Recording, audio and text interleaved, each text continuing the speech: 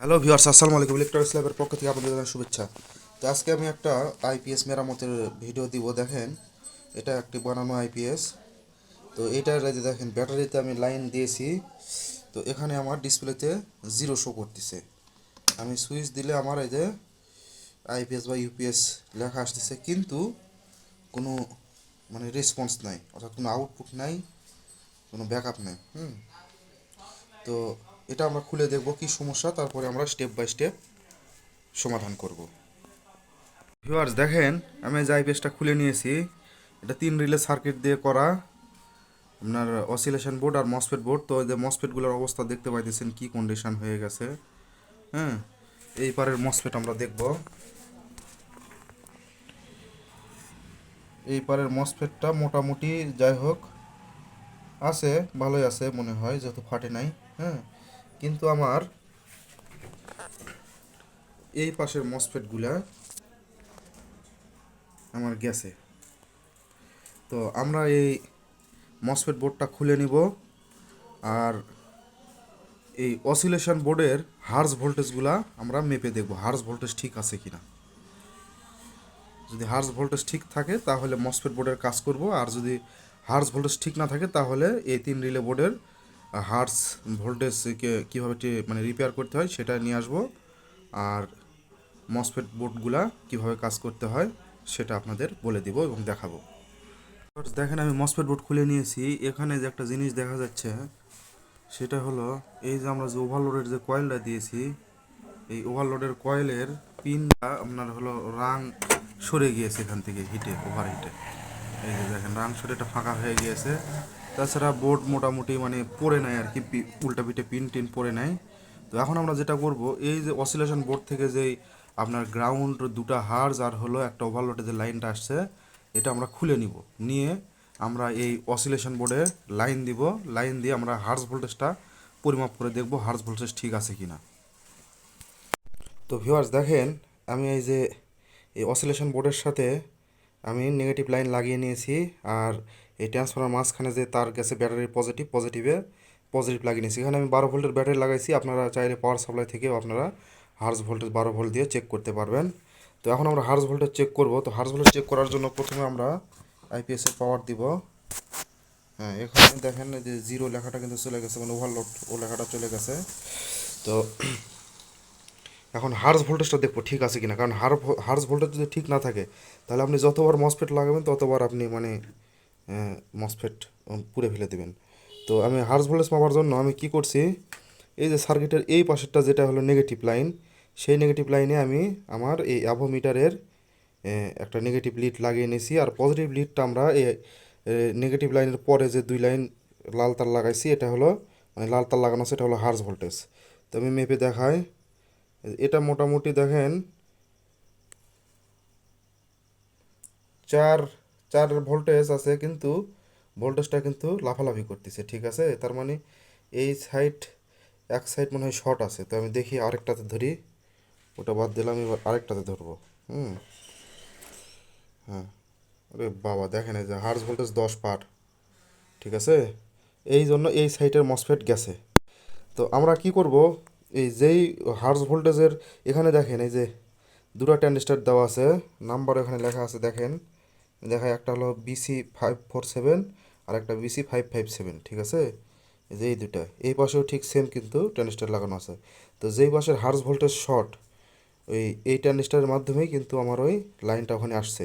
তো যেই পাশে হার্জ ভোল্টেজ শর্ট পাবো আমরা, সেই পাশের এই BC547 আর BC557 এই দুই ট্রানজিস্টরটা আমরা চেঞ্জ করে দিব, দিয়ে তারপরে দেখবো হার্জ ভোল্টেজ এই হচ্ছে 4 বা 4.5 এইরকম আসে কিনা। ঠিক আছে, তো আমি এই বোর্ড খুলে ট্রানজিস্টর দুটো চেঞ্জ করব। তো ভিউয়ার্স দেখেন, এই যে এই গ্রাউন্ড লাইনের পরে যে হার্জ ভোল্টেজটা ছিল, এই হার্জ ভোল্টেজটা আমি 10 ভোল্টের উপরে পাইছি। তো এই যে এখানে এই লাইনটা এই যে দুই ট্রানজিস্টরের মাধ্যমে এই এই দ্বিতীয় নাম্বার পিনে আসছে। হ্যাঁ, তো এই ট্রানজিস্টরগুলো দেখেন, আমি খুলছি, ট্রানজিস্টরগুলোর পরিস্থিতি দেখেন, আমি আপনাদের ভালো করে দেখাই। এই যে ট্রানজিস্টরগুলো পুড়ে গেছে। ঠিক আছে, তো এখন এখানে আমরা BC557 আর BC547 আমরা এই ট্রানজিস্টর এই যে এখানে নাম্বার দেওয়া আছে, এখানে আমরা লাগিয়ে নিয়ে তারপর আমরা হার্স ভোল্টেজটা দেখব। হ্যাঁ, যদি পারেন আপনারা এই এই পাশেরটাও চেঞ্জ করে দিবেন, ঠিক আছে। এই হার্স ভোল্টেজটাই কিন্তু হলো আইপিএসের মেন। আপনি হার্স ভোল্টেজ ঠিক রাখা কাজ করবেন, আপনার মসফেট ফাটবে না। আর যদি হার্স ভোল্টেজ যদি একটু 19-20 হয় তাহলে মনে করেন মসফেট শেষ। তো যাই হোক, এই ট্রানজিস্টারগুলো চেঞ্জ করে তারপরে আমরা আবার হার্স ভোল্টেজ পরিমাপ করে দেখব। তো ভিউয়ার্স দেখেন, আমি এই যে এই ট্রানজিস্টারটা চেঞ্জ করে নিয়েছি, যেটাতে 10 ভোল্টেজ ছিল হার্জের। তো এখন আমরা এই হার্স ভোল্টেজটা পরিমাপ করে দেখব। তো প্রথমে আমি একটাতে ধরলাম, এই যে দেখেন হার্স ভোল্টেজ 4-এর উপরে, ঠিক আছে। দ্বিতীয়টাতেও কিন্তু সেম। তার মানে এখন আমার হার্স ভোল্টেজটা ঠিক আছে, হার্স ভোল্টেজ ঠিক আছে। এখন আমরা মসফেট বোর্ডের কাজ করতে পারি। মসফেট বোর্ডের কাজ করে এটা লাগালে আমাদের মসফেট ফাটবে না, ঠিক আছে। তাছাড়া যদি এটা আমি চেক না করে যদি আমি মসফেট বোর্ডের কাজ করে যদি আমি লাগাইতাম, তাহলে কিন্তু লাইন দেওয়ার সাথে সাথে মানে ট্রান্সফরমার 2 তার লাগাইয়া লাইন দেওয়ার সাথে সাথে কিন্তু আমার মসফেটগুলো বাস্ট হয়ে যেত, ঠিক আছে। তো যাই হোক, আমাদের অসিলেশন বোর্ডটা কমপ্লিট হয়ে গেল। তো এখন আমরা মসফেট বোর্ডটা রিপেয়ার করার চেষ্টা করব। তো ভিউয়ার্স দেখেন, এখন আমরা এই যে মসফেট বোর্ডটা নিছি, মসফেট বোর্ডের কাজ করবো। এই যে প্রথমে আমরা এই মসফেটগুলো সব খুলে নিব, তারপরে এগুলো ওয়াশ করব। ওয়াশ করার পর আমরা এই যে এখানে যে কম্পোনেন্টগুলো আছে এগুলো আমরা পরিমাপ করে দেখব, যে ঠিক আছে কি না। তবে আপনারা পরিমাপ করতে যদি না চান তাহলে এই যেই পাশে মসফেট গেছে সেই পাশে যে BC547 যে ট্রানজিস্টার আছে এই ট্রানজিস্টার চেঞ্জ করবেন। তারপরে এই যে এখানে 4148 ডায়োড আছে, ডায়োডগুলো চেঞ্জ করবেন। তারপরে এই যে যে রেজিস্ট্যান্সগুলো দেখবেন যে কালো কালো হয়ে গেছে সেগুলোও চেঞ্জ করে দিবেন। দেওয়ার পর তারপরে আপনারা একটা মসফেট লাগাবেন। একটা মসফেট লাগায় আগে চেক করবেন ট্রান্সফর্মার লাগায়, যদি দেখেন যে ওকে, তারপর আপনারা বাদবাকি মসফেট লাগায়া ফিটিং করে নেবেন। তো যাই হোক, আমি তাহলে মসফেটগুলো খুলে এই পার্টসগুলো আমি চেঞ্জ করে দিব, মানে যেগুলা সন্দেহ হয়। তাছাড়া আপনারা এই পার্টসগুলার মানে কম্পোনেন্টগুলার এক প্রান্ত করে খুলে মিটার দিয়ে মেপে মেপে আপনারা লাগাইতে পারবেন। তো এই খোলা মেলার থেকে আমি এগুলো একবারে চেঞ্জ করে দিব। তো ভিউয়ার্স দেখেন, আমি এই যে এই ইয়ার থেকে হিটসিং থেকে মসফেটগুলো সব খুলে নিয়েছি। আর এই যে এখানে এই কম্পোনেন্টগুলার সবগুলার এক মাথাগুলো আমরা খুলে নিয়েছি, ঠিক আছে। এগুলো সব কম্পোনেন্টের একটু করে মানে এক প্রান্ত করে খুলে নিয়েছি। আর এখান থেকে ট্রানজিস্টারটা খুলে নিয়েছি।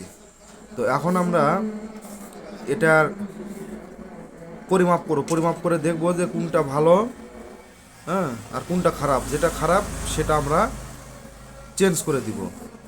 আর এখানে একটা কথা, এখানে যে 22 ওহমসের রেজিস্টর আছে, এই যে লেখা আছে যে মসফেটে গেছে 22 ওহমসের রেজিস্টর। অর্থাৎ এখানে আপনার হলো 1 2 3 4 5 5টা মসফেট। এই 5টা মসফেটের 5টা 22 ওহমস রেজিস্ট্যান্স যা লাগছে। তো এই রেজিস্টরগুলা মাপে ভালো থাকলেও যদি দেখি যে কালো হয়ে গেছে আমরা কিন্তু চেঞ্জ করে দিব, ঠিক আছে। আর এই যে 4148 এগুলা মাপে যদি ঠিক থাকে তাহলে আমরা চেঞ্জ করার দরকার নেই। এই যেখানে যে রেকটিফায়ার ডায়োড আছে এগুলাও যদি মাপে ঠিক থাকে, এই রেকটিফায়ার ডায়োডগুলো, তাহলে এগুলা চেঞ্জ করার দরকার নেই। তারপরে এখানে আছে হলো 10K রেজিস্টর, 10K আছে, 2.2K আছে। তো এইগুলা মাপে ভালো থাকলে চেঞ্জ করার দরকার নেই। আর এখানে আমরা ট্রানজিস্টারটা চেঞ্জ করে দেব, ঠিক আছে। দেওয়ার পর তারপরে আমরা এই হিটসিংটা খুলে আমরা হিটসিংটা ওয়াশ করব।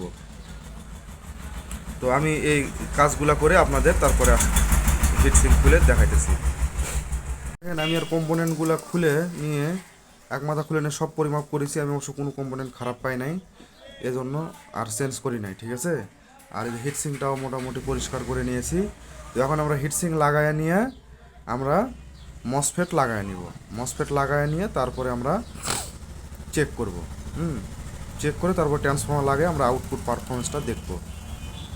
তো আপনারা চাইলে আপাতত একটা মসফেট লাগায় চেক করতে পারেন। আর যদি মানে কাজের প্রতি যদি ভালো অভিজ্ঞতা থাকে তাহলে সবগুলাই লাগাই নিতে পারেন, নিয়ে গেট ভোল্টেজটা দেখে তারপরে আপনারা ট্রান্সফর্মার তার লাগাইতে পারেন। তো আমি মসফেট মোটামুটি মানে সবগুলো আমি লাগিয়ে নিয়ে তারপরে আপনাদের দেখাবো।